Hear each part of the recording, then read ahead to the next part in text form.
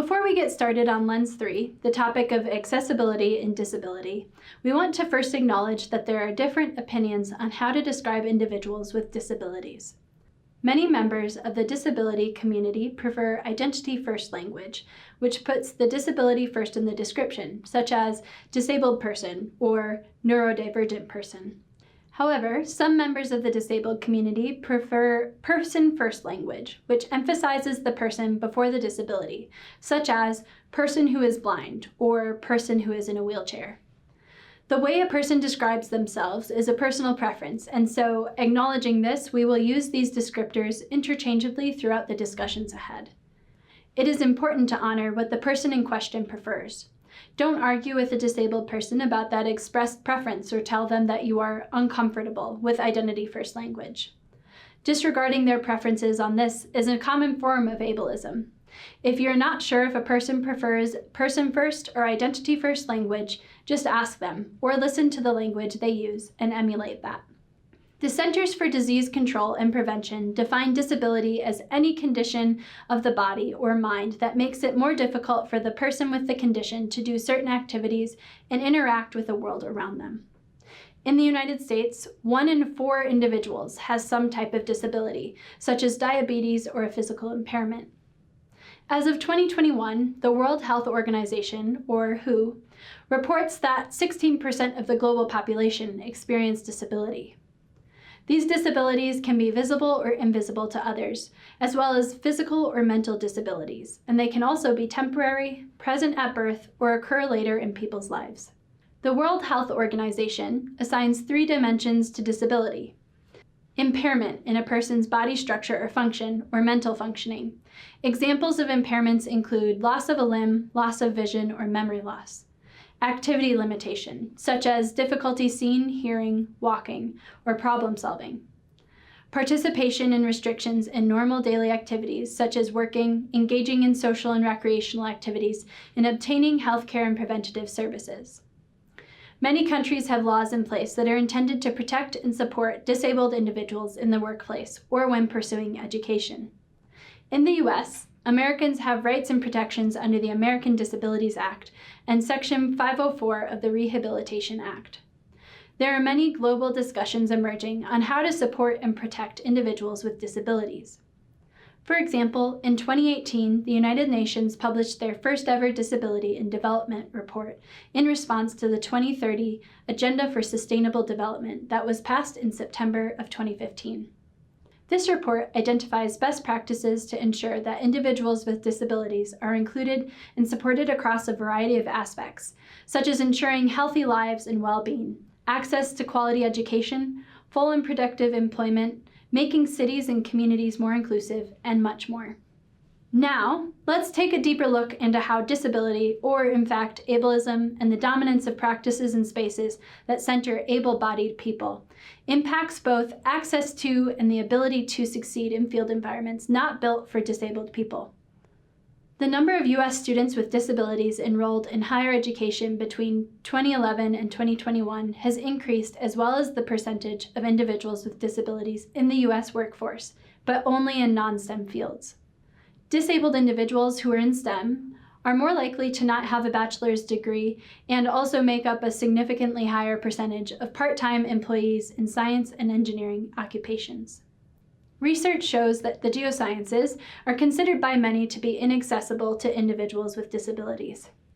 There are several commonalities to these perceptions, including lack of physical access to training or field sites, negative attitudes of others towards disabled people, financial and logistical constraints and concerns about liability, stereotypes that disabilities severely limit engagement in everyday activities, that people with disabilities have low productivity, and that geosciences require physically fit practitioners working in the field. Ableism is a type of discrimination or prejudice aimed at disabled people. Ableism can show up as language that ridicules or devalues disabilities, or as assumptions and expectations that all individuals can navigate all spaces.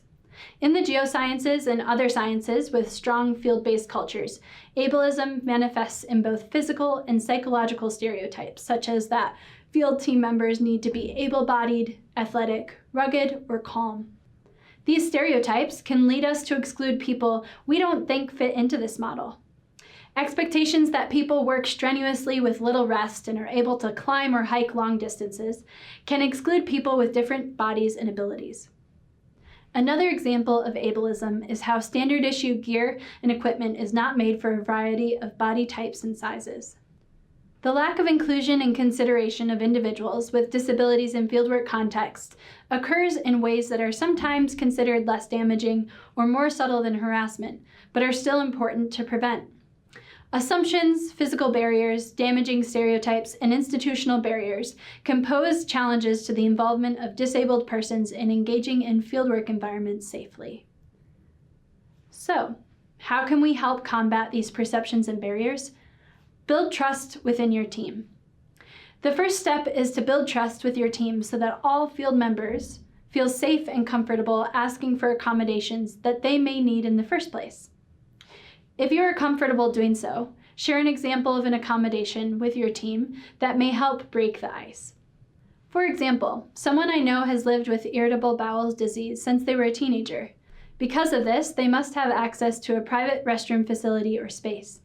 When preparing for travel to a field site, they let their field team members know in advance and request a porta potty to be provided at the site if possible, or to identify areas where they can take a restroom break before leaving for the site. Don't assume you know what your team members need to be successful. Every single human is different in what they need to be successful in a fieldwork context, and with many disabilities being non-apparent, assuming you know what someone needs or does not need when going to the field can sometimes lead to unintentional exclusion or safety hazards. For example, a person who is hard of hearing may need to work with the team to put in place procedures by which the team abides related to communication, so that everyone remains safe and aware of the plan when doing fieldwork. Create avenues for communicating needs for fieldwork far ahead of the field campaign so that the whole team can plan appropriately. Discuss and identify strategies in advance on how to address the following. Remote fieldwork environments that feature uneven terrain. These conditions pose safety risks to or the exclusion of people with physical disabilities, some people with non-apparent disabilities, and blind or low vision individuals. Limited or no access to restroom facilities while in the field. Some examples of strategies for this including bringing a pop-up privacy shelter that you can carry around or providing urination funnels. Unusually long or strenuous travel expectations or inflexible transport options. People with disabilities are often excluded or denied the same customer experience and treatment when traveling, such as being left stranded or abandoned in airports or airplanes, or having to wait an unacceptable length of time for assistance at a help counter. Wheelchair users may not be able to use restrooms on a plane. Some disabilities may cause pain to an individual after sitting in a vehicle for a long period of time. Identify any accessibility learning tools or connectivity tools that you may need to support all team members. For example, the International Association for Geoscience Diversity, or IAGD, has developed a Library of Inclusive Field Technology, LIFT, with multiple resources that can be reserved to support individuals with physical disabilities to engage in field research. This kit includes supplies like video encoders to manage video and graphic files for easier distribution, voice amplifiers to support individuals who may have mild or moderate hearing impairment, waterproof iPad cases to support different visual or auditory enhancements, GoPro cameras to record video that can be transmitted back to a base camp, and much more. Check your invitation list. Remember that there are many ingrained stereotypes about who a geoscientist is, as well as what disabled individuals can or cannot do. These biases can lead people in power to exclude or not invite people with disabilities to the field, or not invite them due to perceived barriers, as has been the case through time with the NSF's physical qualification process, excluding individuals with disabilities from being able to do work in Antarctica for decades. Advocate to your leadership and administration to correct any institutional policies that exclude or pose safety hazards to people with disabilities in fieldwork environments. Policies such as limiting or inflexible transportation standards, no accommodation provisions for accessibility-related needs, Low or no funding for interpreters, and no access to medical professionals can all result in exclusionary practices about who can do fieldwork and are not inclusive.